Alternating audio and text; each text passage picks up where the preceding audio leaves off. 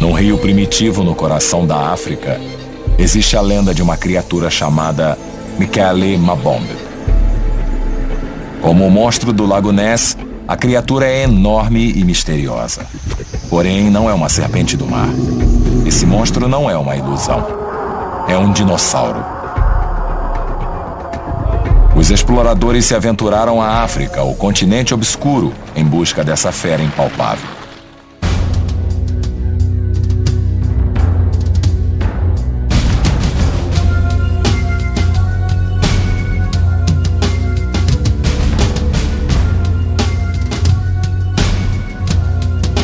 Quando os dinossauros dominavam a Terra Esquecida. A África, há mais de 200 milhões de anos.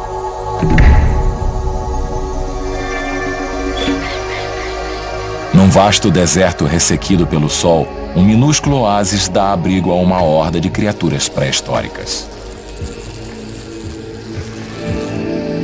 Aqui, os insetos dominam.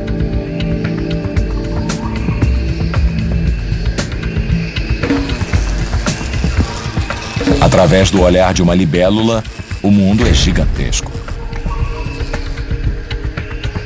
Os únicos residentes permanentes, anfíbios primitivos e rãs, se reúnem numa poça, a única água disponível por centenas de quilômetros.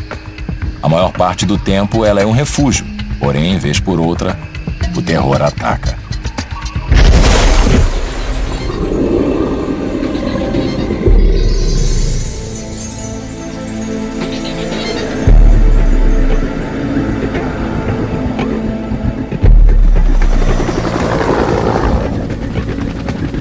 Hoje esse refúgio, há muito esquecido, desapareceu, devorado pelas intempéries.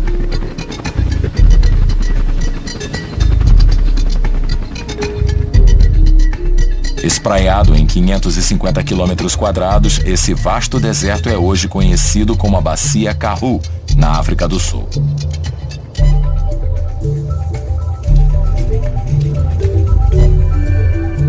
Aqui, em 1854, os paleontólogos descobriram o primeiro dinossauro a ser encontrado ao sul do Equador.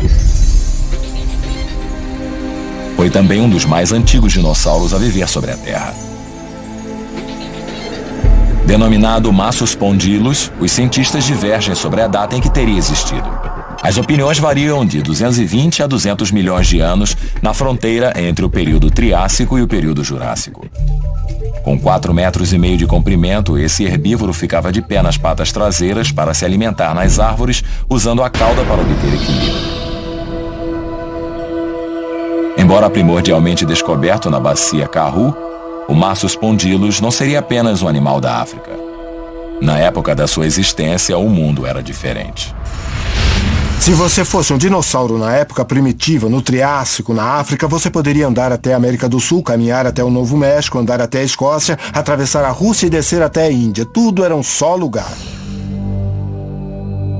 No início do Triássico, há 245 milhões de anos, a Terra era composta metade por água e a outra metade por terra. Todos os continentes estavam reunidos numa única massa de terra denominada Pangeia. A África ficava no meio, logo abaixo do Equador. Porque a maioria dos continentes estava concentrada, o clima era muito quente e muito úmido.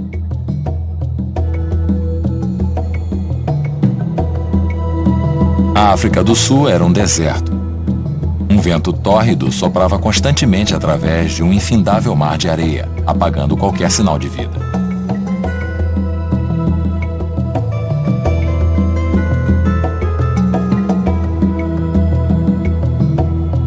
Aqui um dinossauro não deixaria pegadas e o deserto oferecia pouco abrigo.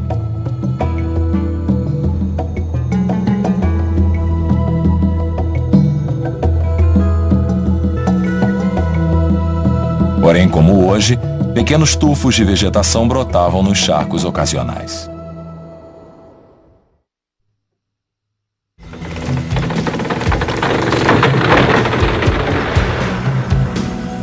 Um paraíso primitivo no mundo desolado e inóspito ajudaria a esculpir o destino do Massospondylus.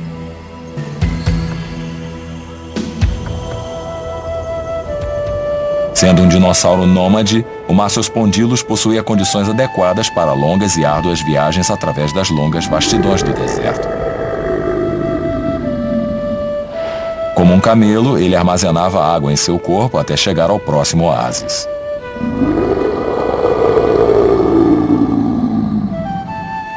Bem adaptado para esse meio ambiente, o Massospondylus era magro e compacto. Porém, possuía uma característica reveladora. Sua cabeça era bem pequena. Roger Smith, do Museu Cape Town, pensa que o dinossauro seria o projeto de um dos maiores animais terrestres que já existiu. Este é um crânio de um Massospondylus. É um pequeno e gracioso dinossauro, com grandes cavidades oculares e aqui uma fileira de pequenos dentes de herbívoros.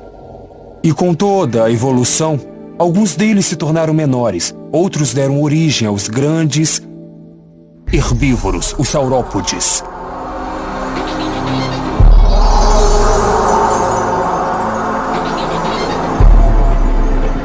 Há 205 milhões de anos, a Terra se partiu e lava derretida jorrou de seu interior, sinalizando a chegada de uma nova era, o período Jurássico. Incapazes de se adaptar às modificações do período, o Massospondylus desaparecia rapidamente.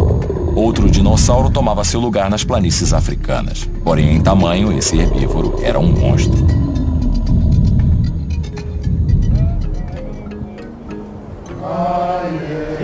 Em 1907, um engenheiro alemão especializado em mineração, ao procurar por minerais no leste da África, se deparou com o inesperado.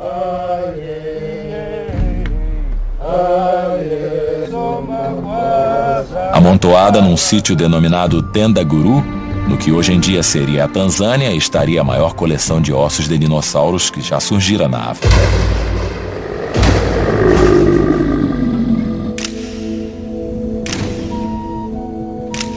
A descoberta deu origem à maior expedição de qualquer tipo na história. A escavação se estendia por mais de 3 quilômetros quadrados e levou mais de 5 anos para ser realizada. Os alemães empregaram 170 trabalhadores nativos na primeira temporada. No quinto ano, o número havia aumentado para 500. Acompanhados por suas famílias, os trabalhadores em Tenda Guru acabaram por transformar o local numa verdadeira cidade, atingindo o surpreendente número de 900 pessoas ao todo. Quando a expedição terminou, 250 toneladas de fósseis haviam sido retirados.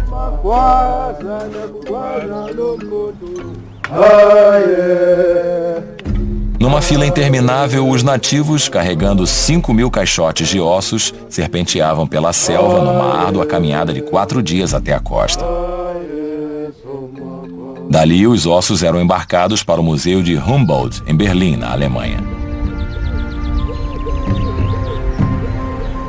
Mais de uma década mais tarde, os ossos revelariam um total de 9 espécies novas de dinossauros.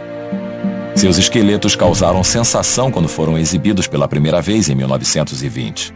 Porém, um deles, em particular, deixou o mundo científico boquiaberto e hoje em dia ainda é objeto de fascínio para o paleontólogo Oliver Hauhaut.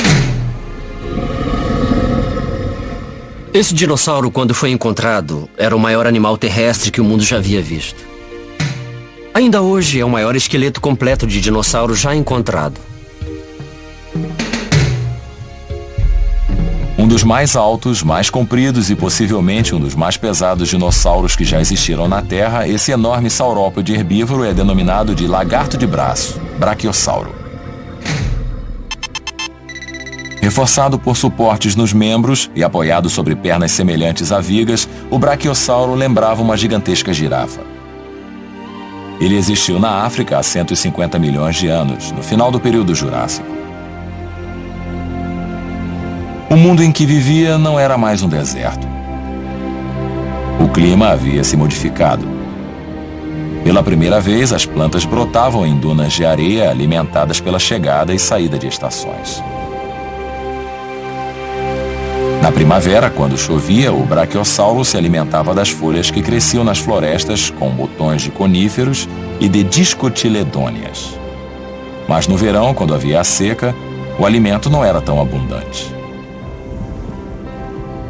Então, como é que o braquiossauro não apenas sobreviveu, mas se tornou abundante? Eles se tornaram abundantes porque esses animais enormes, com pescoço longo, podiam chegar até as copas das árvores e se alimentarem das últimas folhas deixadas no verão, ou, se fosse preciso, empurravam e derrubavam as árvores com seu enorme peso, rasgando seu tronco, como os elefantes fazem hoje em dia. Ser enorme, ser alto, ser muito forte, era uma necessidade adaptativa quando o verão era intenso. O braquiossauro dominou as planícies do Jurássico. Mas a África não era seu único local de pastagem.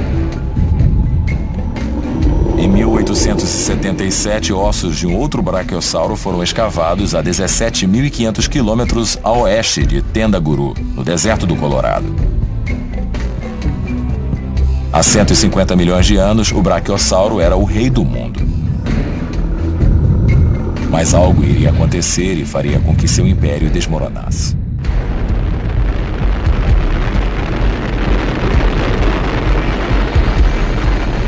O enorme supercontinente de Pangeia começou a se fragmentar.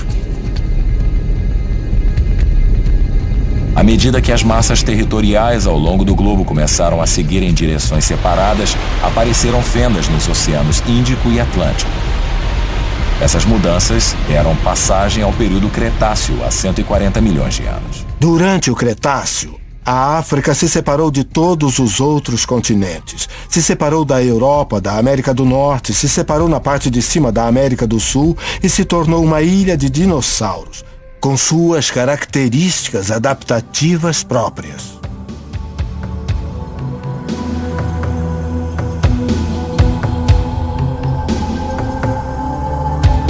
Agora isolada, a África se tornaria a terra de uma estirpe de dinossauros que iria rivalizar com os mais estranhos e mais ferozes que o mundo já viu.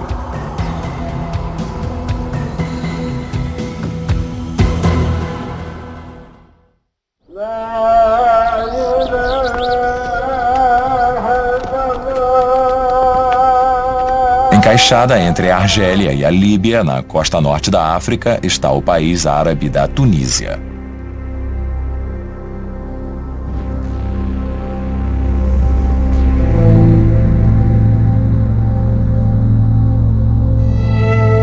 Essas moradias, há muito abandonadas, se encontram precariamente presas na encosta íngreme do morro. Seus criadores não sabiam que essa terra primitiva fora um dia dominada por dinossauros que tinham um gosto pelo bizarro. E por um animal em particular. Os dinossauros africanos durante o Cretáceo apresentavam animais inusitados. Um dinossauro que entrava no mar, matava os peixes e deles se alimentava. Uma combinação de Free Willy com o Tiranossauro Rex. Em 1998, uma equipe inglesa de caçadores de dinossauros da Universidade Inglesa de Bristol veio até aqui para encontrar esse impalpável animal. Eles viajaram durante 5 longos dias e noites e percorreram 6.400 quilômetros para chegar a esse local remoto. A cidade de Tataouine, situada na orla do deserto do Saara. Antes que sua jornada terminasse, eles iriam viajar para o desconhecido e voltariam no tempo. Em 1912, o paleontólogo alemão Gern Stromer liderou uma equipe ao deserto ocidental do Egito. Num local chamado de Oásis Barrariha, ele descobriu um esqueleto do que parecia ser um monstro.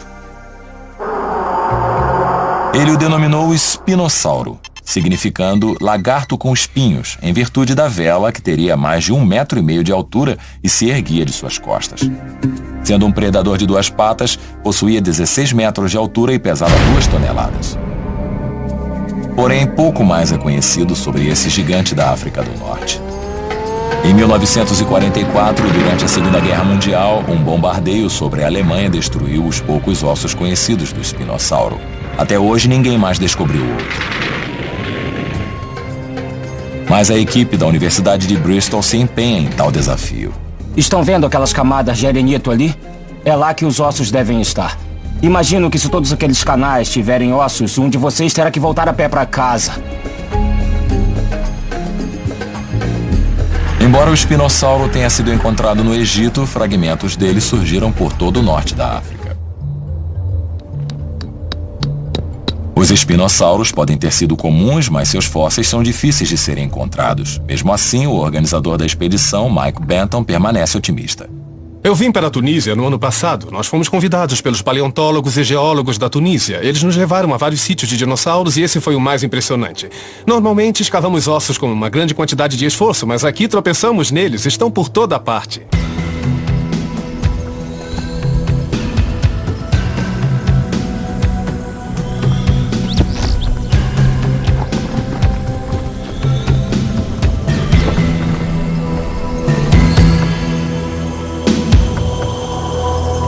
Milhares de ossos de uma vasta variedade de dinossauros se amontoam numa área de 16 quilômetros quadrados, uma quantidade jamais encontrada pela equipe. A quantidade de ossos nesse pequeno sítio é muito impressionante. Há uma grande variedade de ossos de um saurópode grande, um dinossauro herbívoro. Mas não são apenas os ossos que são preservados no local. O geólogo Clive Truman encontrou evidências de como o clima do deserto se modificou em 100 milhões de anos. Esse fóssil de tronco de árvore possui 3 anéis, e isso revela que o clima era sazonal, porque a árvore crescia mais na época úmida do ano do que na época seca. Se quisermos ter uma ideia de como era o local, diríamos que seria onde o Everglades da Flórida se encontra com o delta do Mississippi.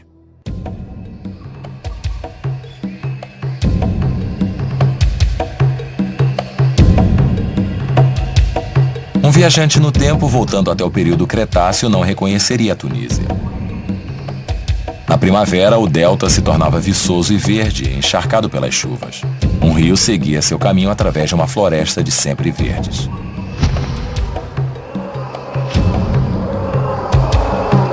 Famintos por novos brotos para se alimentarem, bandos de dinossauros herbívoros convergiam para as margens do rio, enquanto os crocodilos se banhavam ao sol ou corriam para a água para obter uma refeição. Aqui, as tartarugas primitivas se misturavam a peixes encouraçados e tubarões de água doce com 1,30 m de comprimento.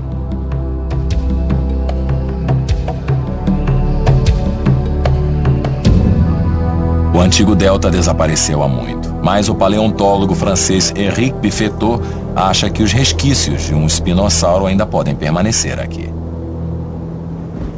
Esse é o tipo de espécime de espinossauro que foi encontrado recentemente. É um fragmento de mandíbula de Marrocos e apresenta 2 cavidades oculares. Desde que chegamos aqui na Tunísia, encontramos esse fóssil que é um fragmento de mandíbula e também apresenta 2 cavidades oculares. Um osso de mandíbula é um começo promissor, mas Henrique espera encontrar mais fragmentos do espinossauro.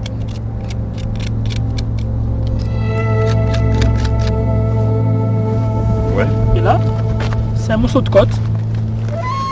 Côte de la poitrine. Após um dia de escavação, a equipe descobre um fóssil que parece pequeno, mas suas implicações são imensas. Essa é a parte de uma costela, aqui. E vocês podem ver pelo corte que é absolutamente enorme. Então isso prova que estamos diante de um animal colossal. Porém, Dave Martial e Shamir Bouaziz, da Universidade de Sfax, na Tunísia, encontraram algo ainda mais revelador. Pode muito bem ser um dente de espinossauro.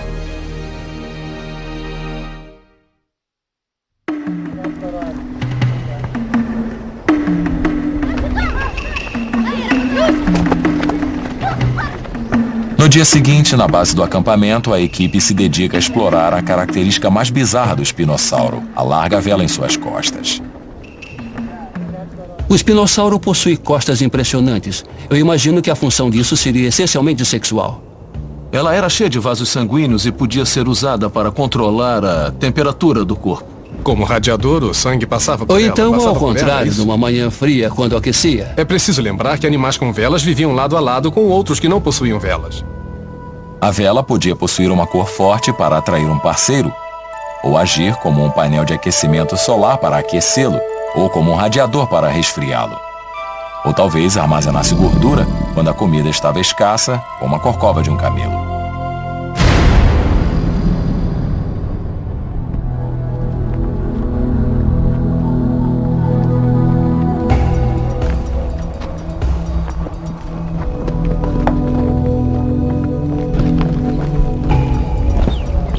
Para saber mais, a equipe precisava encontrar mais.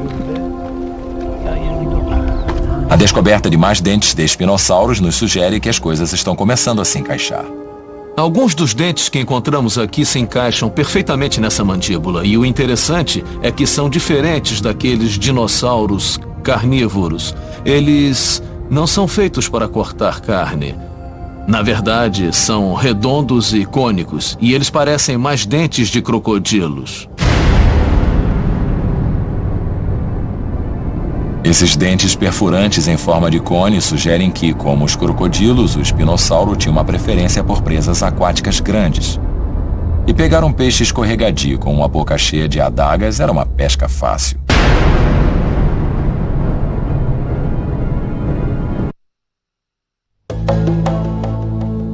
O deserto do Saara é um vazio de 4.800.000 quilômetros quadrados. Uma terra de extremos, com sol tórrido, um calor escaldante e um terreno inóspito que faz com que mesmo os mais resistentes procurem abrigo. E apesar disso, em 1995, uma expedição cruza as planícies salgadas do sul do Marrocos para chegar a esse árido deserto. Paul Sereno, um paleontólogo da Universidade de Chicago, já esteve antes aqui. Nós vamos ao Saara porque é um lugar fantástico onde podemos andar sobre um chão que jamais foi pisado por outra equipe, que é rico em fósseis e pronto para nos revelar um mundo de dinossauros que se separaram e que se desenvolveram numa espécie própria.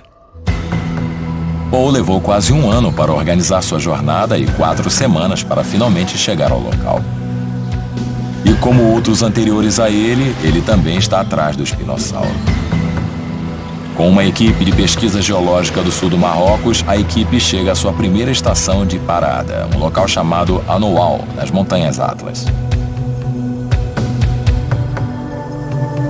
O sopé das Montanhas Atlas possui cerca de 100 milhões de anos. Então, o membro da equipe, Hans Larsen e Paul Sereno, examinam os sedimentos para ver se há algum dinossauro enterrado ali. Uma das maneiras de se dizer com que espécie de sedimento estamos lidando é provar e mastigar. Apenas com 1 ou 2 mordidas podemos determinar quanto de pedregulho há no sedimento. Está um pouco cheio de pedras. Não muito. Mas mesmo assim ele está presente. Só um pouquinho. O sedimento revela se esse local um dia foi uma floresta, um leito de rio ou um deserto. O solo está cheio de gesso, um mineral originário de lagos salgados. Quando a água seca, o gesso permanece. Descendo a montanha, tem um com quase 1 metro de espessura e é o maior gesso que já encontrei na vida. Há 100 milhões de anos, todos os lagos e pântanos por quilômetros de extensão deviam ser salgados e não apropriados para se beber. Para um dinossauro, esse local não era apropriado. As chances da equipe encontrar algum fóssil aqui são nulas.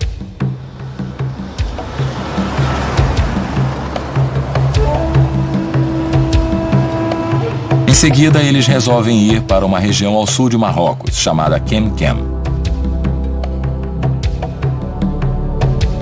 Perto da fronteira da Argélia, as temperaturas chegam aos 54 graus. O sol é alto e a umidade é baixa. A vida é parca com o calor. Sem se abalar com as adversas condições, a equipe varre o deserto por 40 dias e 40 noites. Quando estavam prestes a desistir, sua sorte muda. Eu tinha acordado com o pé esquerdo.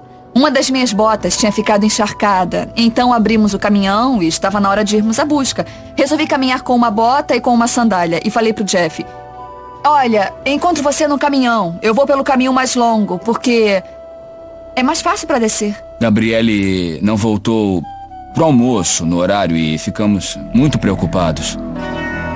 No caminho eu me deparei com um achado incrível. E na hora eu não sabia disso. No local onde Gabriele Leon fez sua descoberta, a equipe encontrou um grupo de ossos. Um osso em especial chamou a atenção.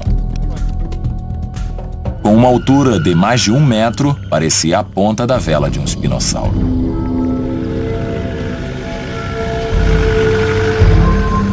Finalmente, numa noite no acampamento, Sereno começou a juntar as peças. Eu peguei o primeiro fragmento e coloquei no lugar.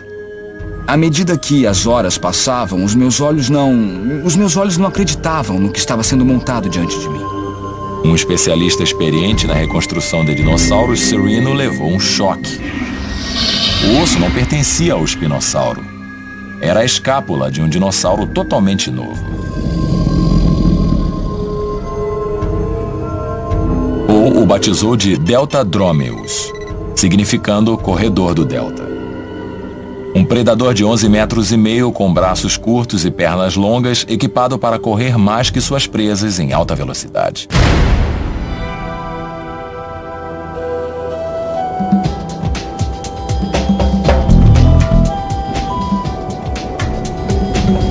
O Deltadromeus viveu há 70 milhões de anos durante o final do Cretáceo, quando o árido deserto de Marrocos era um paraíso semitropical.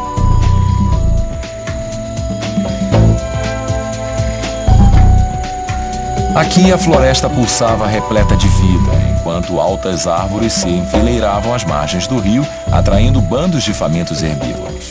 E onde há caça, o perigo ronda por toda parte.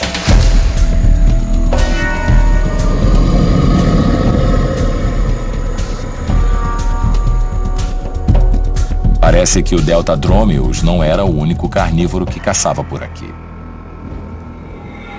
Por toda parte onde Sereno e sua equipe estiveram, surgiram dentes gigantescos semelhantes a de tubarões. Em algum lugar, um assassino desconhecido jazia à espera da equipe. Procurar ossaturas no Saara é como procurar agulha num palheiro do tamanho da América do Norte. Após 8 semanas no deserto, a equipe estava exausta. A viagem havia sido dura, porém compensadora. E ainda não havia terminado. Nós ainda tínhamos uns 2 dias no campo.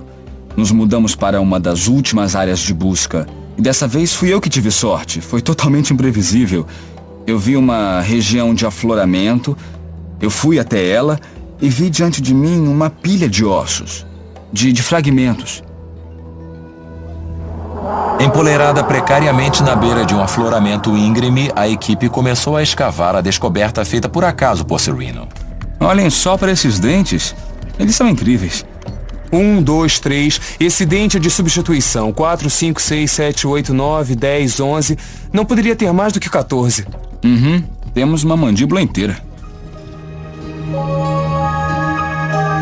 Sereno havia se deparado com o que se tornaram um dos mais importantes e aterrorizantes dinossauros que a África havia possuído. Encontrar é uma coisa. Levar meia tonelada de rocha para o caminhão é outra.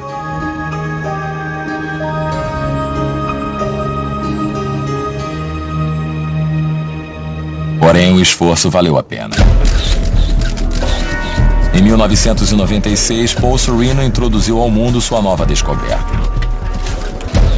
Com 1,60 m de comprimento, seu crânio não era somente o maior, mas o mais completo já encontrado na África.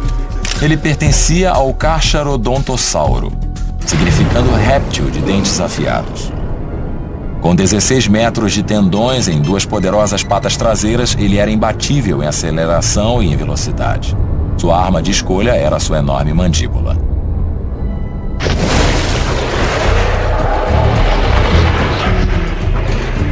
O Carcharodontossauro estava bem à frente de seus concorrentes. Embora se parecesse com o tiranossauro, ele era único.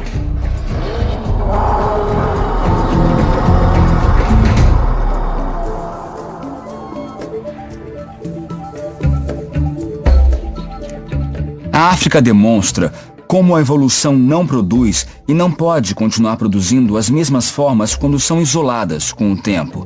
O Carcharodontossauro é um dinossauro africano grande, que atinge quase o mesmo tamanho do tiranossauro, porém de uma linhagem de dinossauros diferente.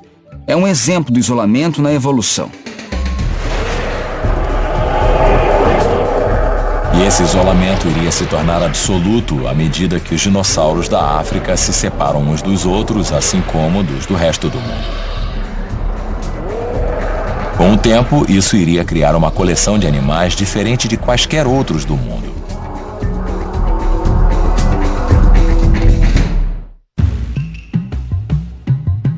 A vida dos dinossauros na África sempre foi ameaçada. Cada um deles competindo para estar no topo da cadeia alimentar. Porque essa posição era bastante precária, cada mudança no ambiente, por mais sutil, poderia causar efeitos colossais. E houve uma modificação na África que foi enorme. Durante o final do Cretáceo, o nível do mar em todo o mundo subiu e, como resultado, a América do Norte se separou em duas partes. Isso também aconteceu na África. A África do Norte se separou da África do Sul, o que significou que os animais nesses locais foram separados uns dos outros. As águas marinhas vieram inundando do leste para o oeste, dividindo o continente em duas partes. No mar, alguns animais migraram entre os dois oceanos, causando uma enorme mistura de espécies. Mas em terra, os dinossauros africanos separaram-se uns dos outros. Para o paleontólogo Billy de Clark, do Museu Grahamstown, na África do Sul, esse isolamento deu origem a um capítulo ainda mais fascinante na evolução dos dinossauros.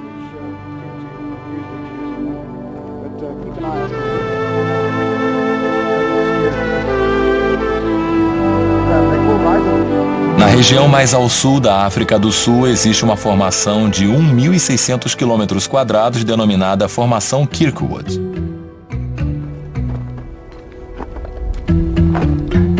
Nela, as pedras preservam o registro de vida do período Cretáceo, há 135 milhões de anos. É claro que a vegetação era diferente. Não tínhamos naquela época as plantas viçosas com flores. Não tínhamos grandes árvores da espécie Cladrastes lutea. Aqui temos um fóssil de sua espécie. É uma rocha de 135 milhões de anos. E esse tipo de árvore ainda cresce na região sul da África. Isso revela que a África permaneceu estável ao longo desses milhões de anos até o presente. Na reserva de caça Chamuari, encontrar ossos de grandes dinossauros não é incomum. Mais uma descoberta feita aqui em 1997 nos revelou que a África não era apenas habitada por gigantes. No sul da África, nós temos pequenos dinossauros que são totalmente diferentes de tudo o que já vimos. Estamos começando a entender esses animais e há chances de que eles sejam tão estranhos e maravilhosos como os que encontramos na América do Norte. Nesse afloramento rochoso, Billy de Clark encontrou um animal que é único em termos de África. Foi aqui nesses sedimentos que recentemente encontramos um dinossauro importante aqui na África do Sul. É um dinossauro carnívoro pequeno que é novo para a ciência e muito bem preservado. Nós chamamos esse pequeno dinossauro de Kirk. Com seu nome dado em virtude da formação Kirkwood, onde foi descoberto, Kirk viveu há 135 milhões de anos. Um ágil predador de duas patas, mais ou menos do tamanho de uma galinha, ele se alimentava de pequenos lagartos e insetos. E seria insignificante comparado às pegadas de seus primos gigantescos.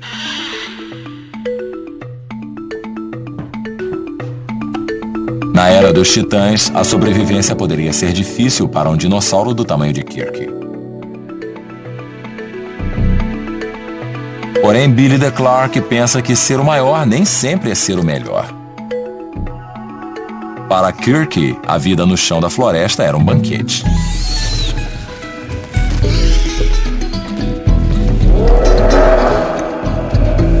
Kirk teria se aproveitado das fontes de alimentos disponíveis na época e enquanto preparávamos o espécime encontramos material de lagarto dentro dele. Ele se alimentava de forma oportunista.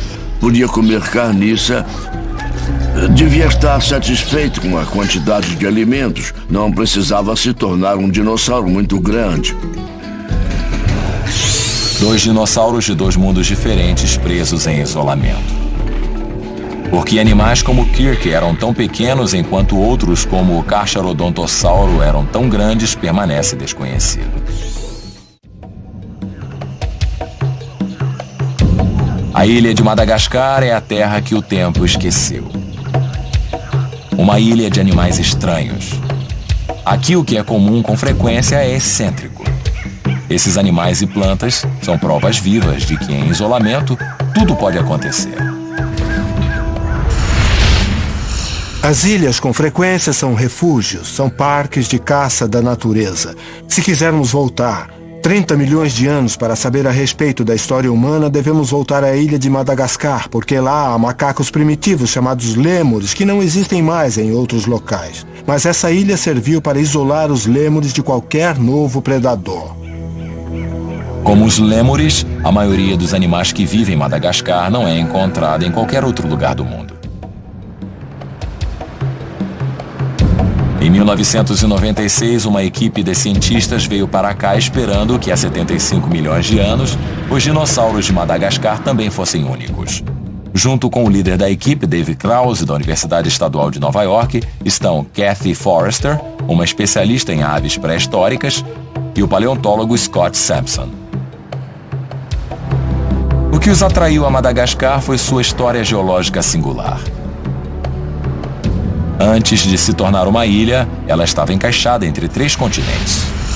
Madagascar ficava junto com a África e ela se separou há cerca de 150 milhões de anos. Embora ainda estivesse, na época, unida à Índia, que por sua vez ainda estava unida à Antártica, que por sua vez estava unida à América do Sul.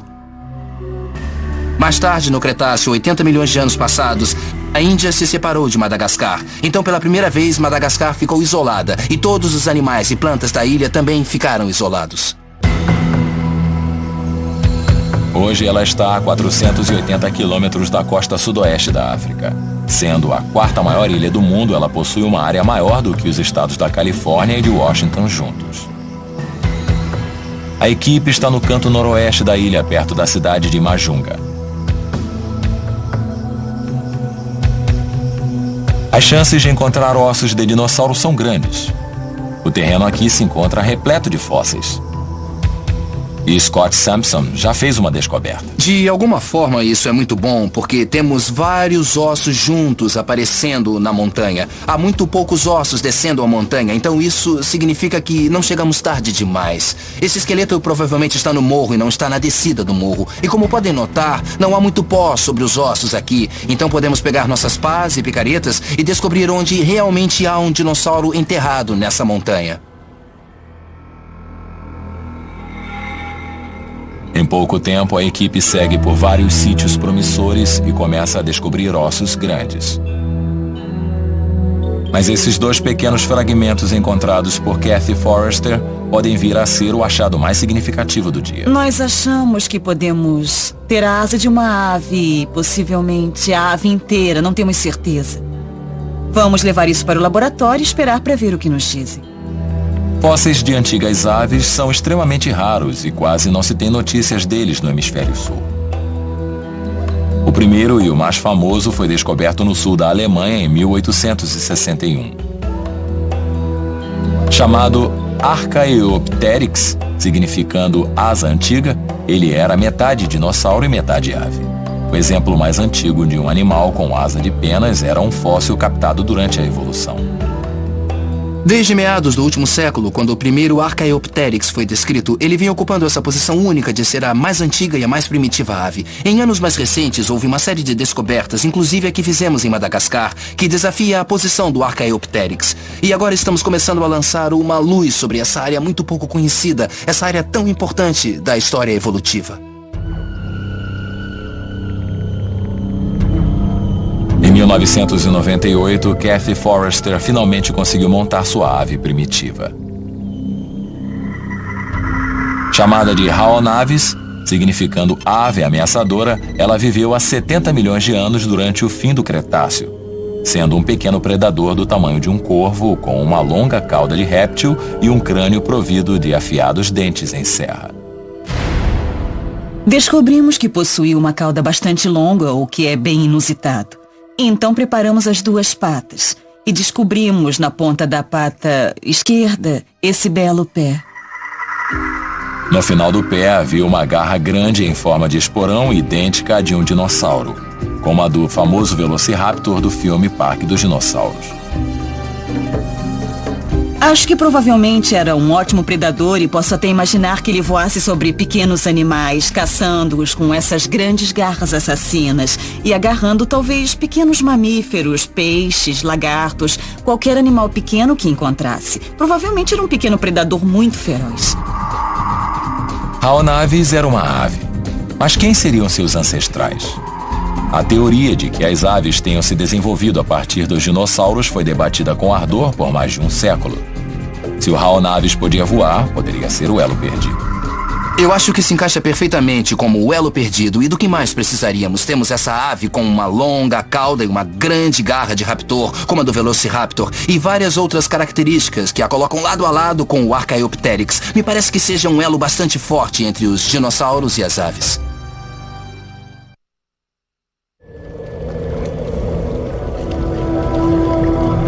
Um bando de dinossauros famintos não é uma ameaça para um predador que pode voar, mas até mesmo as aves se encolhiam à visão de um monstro mais sinistro que espreitava nas árvores. Hoje, Scott Sampson está na trilha de um assassino em série primitivo. Um dos fósseis mais comuns que encontramos no campo são esses dentes com serra. Encontramos centenas de dentes assim, mas ainda não encontramos o animal. Já seguimos várias trilhas até as montanhas e ainda não encontramos nada. Durante semanas, a equipe vasculhou a ilha procurando pelo animal desaparecido. E então encontraram mais um dente. Ao retirá-lo de um bloco de rocha, Scott avistou mais uma dúzia de dentes, todos alinhados em fila, brilhando ao sol. Alguns minutos depois, ele descobriu a mandíbula. Essa é a melhor descoberta que poderíamos esperar nesse verão. Todos nós, ao chegarmos aqui, pensávamos que se pudéssemos encontrar uma coisa, apenas uma coisa, ela seria o crânio de um majungassauro. E aqui está ele, diante de mim. Não poderia ter acontecido coisa melhor.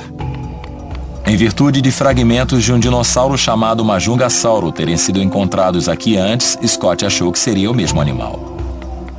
Mas esses dentes eram mais longos e mais afiados.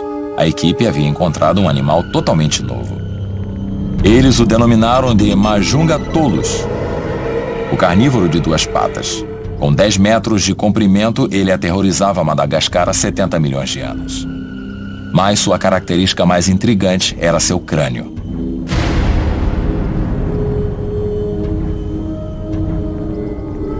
Diante de mim está o crânio que descobrimos em 1996. Nós o montamos e engessamos e ele se revela ser ainda mais surpreendente do que imaginávamos. É um dos crânios de dinossauro mais bem preservado e completo jamais encontrado. Um crânio é a parte mais reveladora da anatomia de um dinossauro. Ele contém 95% da informação sobre como ele vivia. O crânio é essencial. Quando interagimos com outra pessoa, olhamos em seu rosto. Quando um animal interage com outro animal, com frequência eles se encaram também. É um local onde podemos ver os crânios, adornos, chifres. Eles podem nos revelar muitos detalhes sobre o nível da espécie. O crânio do Majungatolus é singular, se não for bizarro. Sua superfície é enrugada e adornada com grandes elevações, uma delas no topo da cabeça, outra na parte posterior. Cativados por essa estranha criatura, os cientistas acham que o Majungatolus possa ter sido o dinossauro mais feio que tem existido. O que fazia esse animal para sobreviver? Bem, para responder essa pergunta, tudo o que precisamos fazer é examinar os dentes. Essa é a mandíbula inferior e ela possuía dentes afiados com essas pequenas serras. Esse animal é um primo distante do Tyrannosaurus Rex.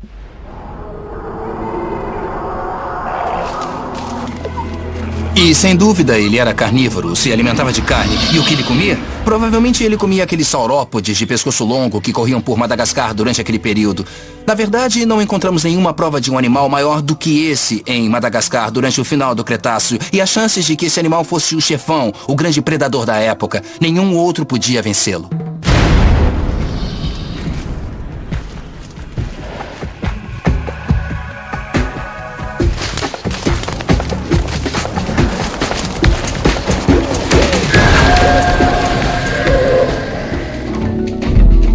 Como os animais que vivem aqui hoje em dia, os dinossauros que um dia habitaram essa ilha também ousavam ser diferentes.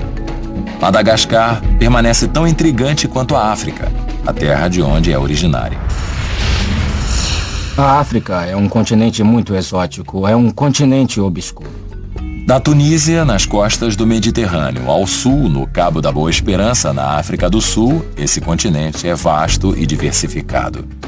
A África vem se tornando um mosaico de diferentes locais que vem esclarecendo a evolução dos dinossauros. No entanto, ainda há muito para ser explorado na África. Eu não sei de outro lugar que tenha apresentado, de forma tão rica e de forma tão ampla, os tesouros do passado. Para os dinossauros, a África era a última fronteira.